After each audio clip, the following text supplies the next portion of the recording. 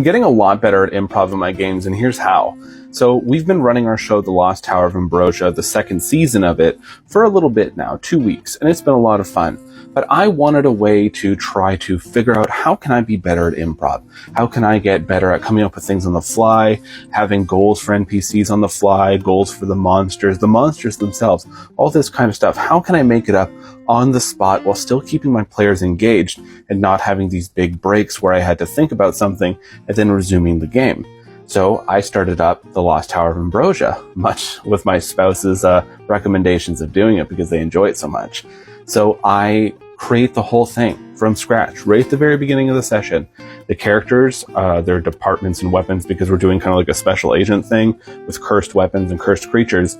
So like all their stuff is rolled up randomly at the very beginning of the session, and they build their character around that. I roll up the creature, the scenario, the goals for the creature, any special abilities, the setting, all that stuff. All of it is rolled up at that moment. And then we dive right in for them trying to shut down this creature. And I made it very open-ended with these stats and all that kind of stuff, just so it's easier for me. But really, you can use any system with this kind of thinking. And it has had me firing off on all cylinders.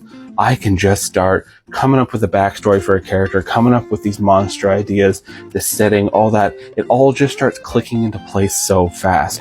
Now, once again, this is the second season of me doing this. I did it before last year, I believe it was last year, and it was an absolute blast, and I felt I got a lot better at improv. It's my second time going back on it. In the first session, it was a little rocky. I was trying to kind of get my footing again, but this second session, oh my goodness, I was on it. It was fantastic.